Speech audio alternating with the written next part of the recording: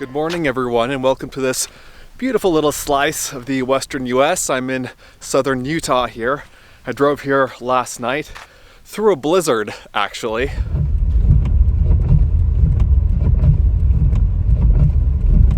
It was slow going up and over the mountains here in the whiteout, basically.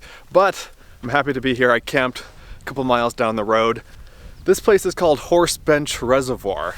My understanding is that it doesn't contain water all year round, but here in the winter and spring months it does. And it's a beautiful spot. I've never been here before, but it's surprisingly pretty here.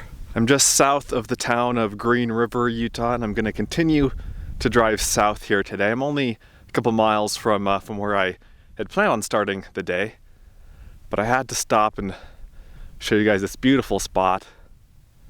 Beautiful lighting here this morning. It's a chilly morning. It's 24 degrees right now. In fact, my car still has a nice coating of snow and ice on it from last night.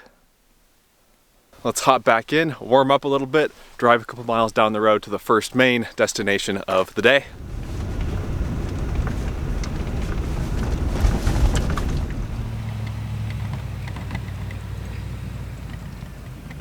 Welcome one and all to Fossil Point.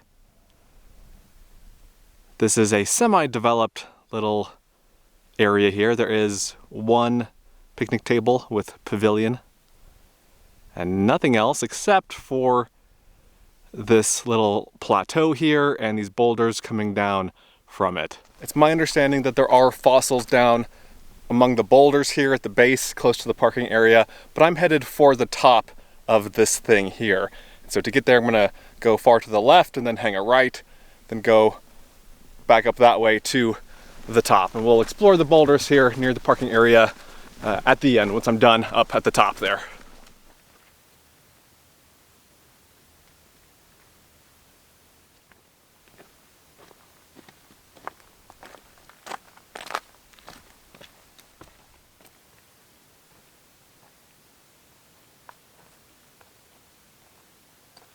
It's taken me about 20 minutes to get on top of the mesa here, and I'm looking around for fossils and I haven't found any yet. So the information about where exactly the fossils are is a little bit sparse. I think they're up here somewhere, but I'm not entirely sure. So let me wander around a little bit more, see if I can find anything.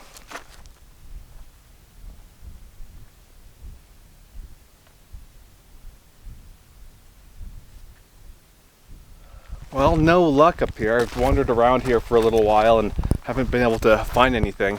I have one reference photo that I'm working off of. I found this on Flickr, and this is a picture that someone took of where one of the bones is in relation to things in the background. So I can kind of line this up here with what I see out in the distance here and get a general idea of where I am versus where I need to be. And I think I'm too far this way and I'm too high, so I'm going to go down and go further to the right and see if I can align where I am with that picture a little bit better.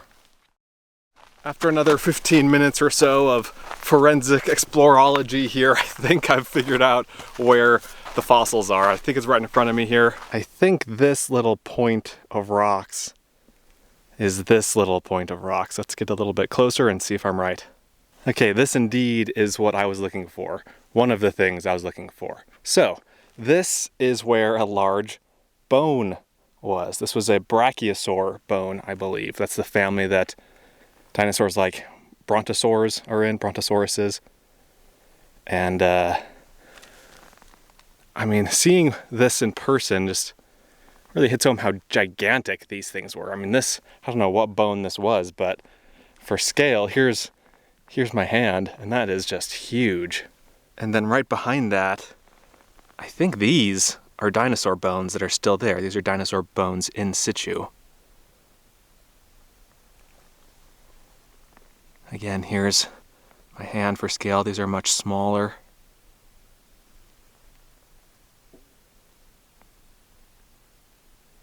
I'm going to wander around a little bit more, see what else I can find. I've seen pictures from this place of large dinosaur bones that obviously look like big dinosaur bones still in the rock. Unfortunately, there was no context with those pictures. I couldn't see what was behind, and so I don't know where in this huge boulder field those boulders are, those rocks with the fossils are. So let's just cross our fingers and wander around. I've seen pictures of bones like that, the big bones. I've seen pictures of teeth and claws and of skulls even. So there's really neat stuff here. I just have no idea where to look.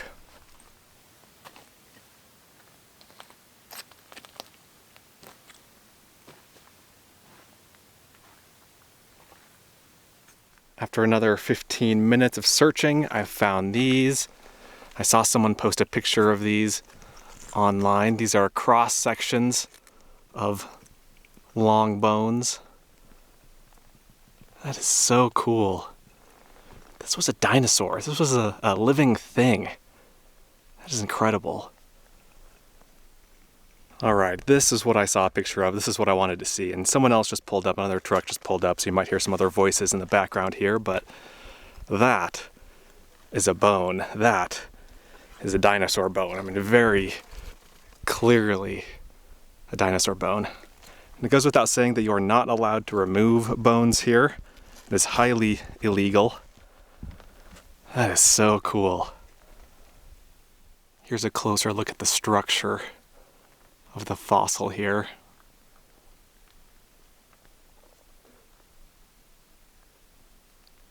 I mean, that's a good 2.5 feet long here. So cool. And then here's another large casing where another large bone would have been. Just huge. And another one right here. And I could be wrong, but these look like more bones to me. More bone here. I'm learning that the bones seem to be red, have this kind of reddish hue to them, so that makes finding them a little bit easier. I don't know if all of them have that, but some of them certainly do. Check this out. This could be vertebrae on this rock here. You can see these pieces of red bone, and then there are these regularly spaced notches. And this could be where the vertebrae were. It continues on diagonally up the boulder here, up the rock. Pretty darn neat. Well, everyone, I've been out here for a couple hours now, and I really had two goals when I was here. The first was to find that bone sticking in the boulder. I found that. The second was to find the skull with the tooth in it, and I've found that. Mostly. I've been going off of this picture that was uploaded to Flickr, and I'll put a link to it down below. But I was looking for this kind of dark gray spot with a white spot above it, and then this other kind of oval-shaped dark spot.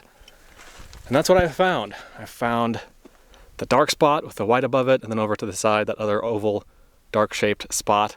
So this is a skull right here, apparently. It doesn't really look like a skull, but that's what the guy has pointed out. These red bones here are the skull. And then on the far right side, if this will focus, there was a tooth. See that triangular-shaped thing right there that the arrow on the right is pointing to? That was a tooth sticking out of the skull. That is no longer here. It was right here. You can see someone has chipped away the rock and taken that tooth, which is a bummer. So I achieved my two goals while I was here, but it's a little bit of a bittersweet ending. But overall, this was so much fun. This was really cool. That one large bone alone totally made it worth coming out here and wandering around for a couple hours. I'm not gonna give you guys the coordinates of that big bone or show you exactly where it was, but it's on the side with the pavilion. I'll give you that hint. That's more than I had to go off of. And the plan now is to get back in the car, and it is much warmer now. I think the high today is gonna be in the low 60s actually, so much warmer than it was this morning. It looks like all of the snow has melted off of the Land Cruiser. I'm gonna head further south. I think the plan today is to drive 20 or 30 miles more on dirt roads in this area. I don't really have a set schedule or set list of things that I want to see, but we might explore some side roads, and overall I think it's just going to be a really scenic, beautiful drive through this very vast, open, desolate, but really quite beautiful area.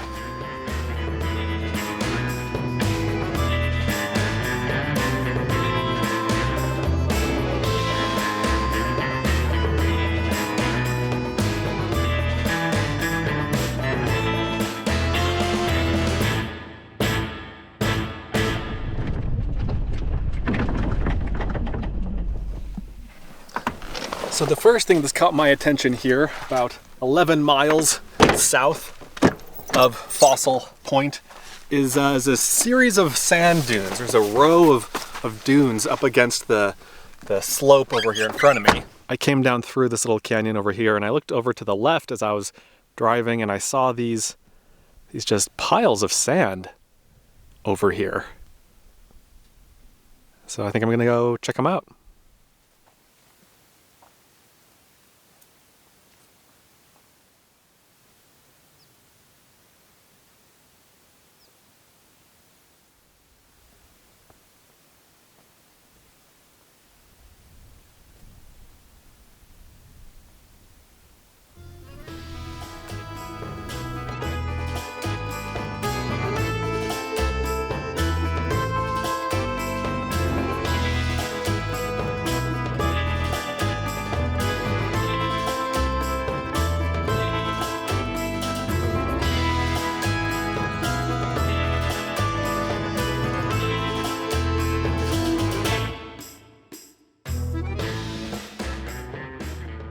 What a unique and beautiful place. These dunes just run along the cliff here for quite a ways.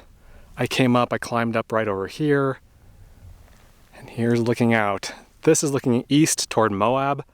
Moab, Utah is about 30 miles in that direction, and those are the La Salle Mountains. Then over here, my car is out there. I'm parked over there. Then to my right is another mountain range. This is the Henry Mountain Range, or the Henry Mountains, rather.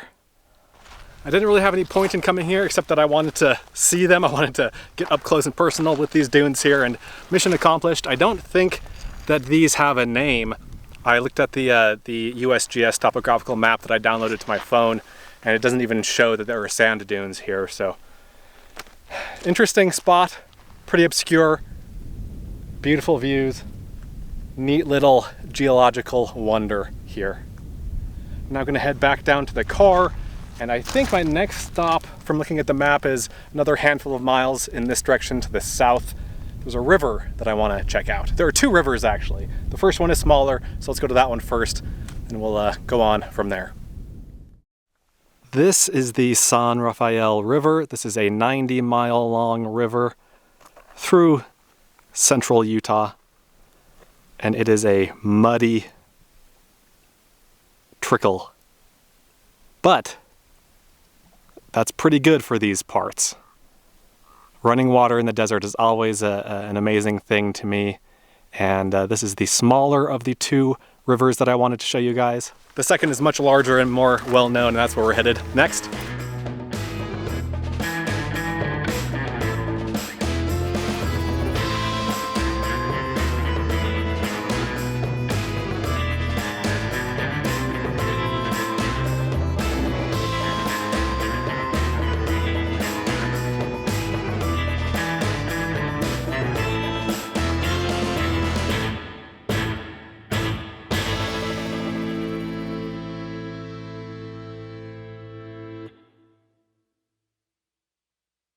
Welcome everyone to river number 2.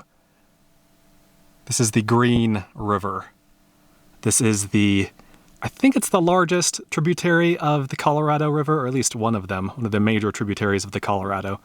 This river joins the Colorado River not too far downstream in Canyonlands National Park.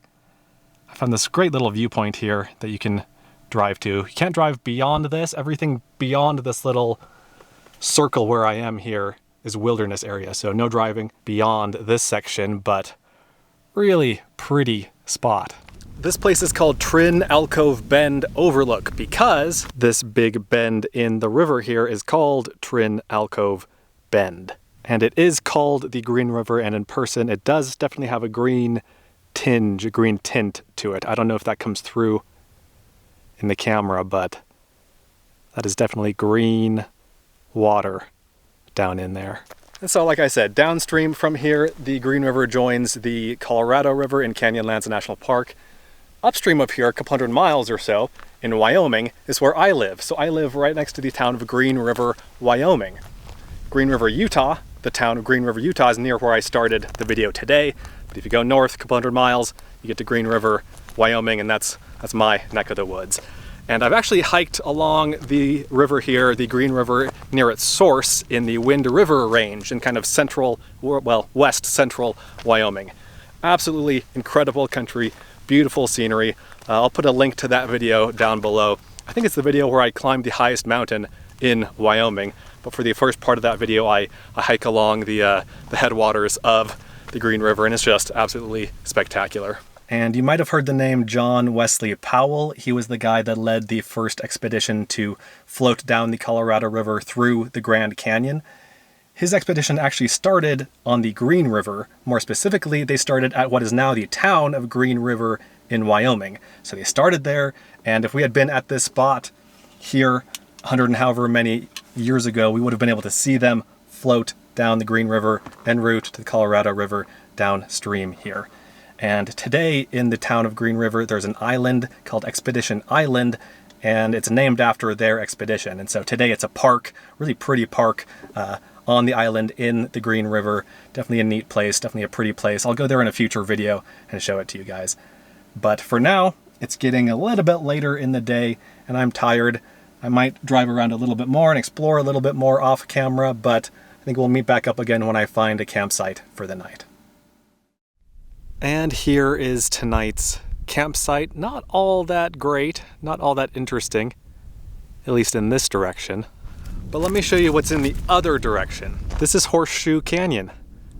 And if that name sounds familiar, it's because part of it, further to the right, a few miles away, is home to a section of Canyonlands National Park that contains the Great Gallery, which is arguably the most spectacular rock art in the Southwest. Over here we have a sliver of the La Salle Mountains. To the far right, we have a glimpse at the Henry Mountains. Really neat place, and just a ton of open, exposed sandstone out here.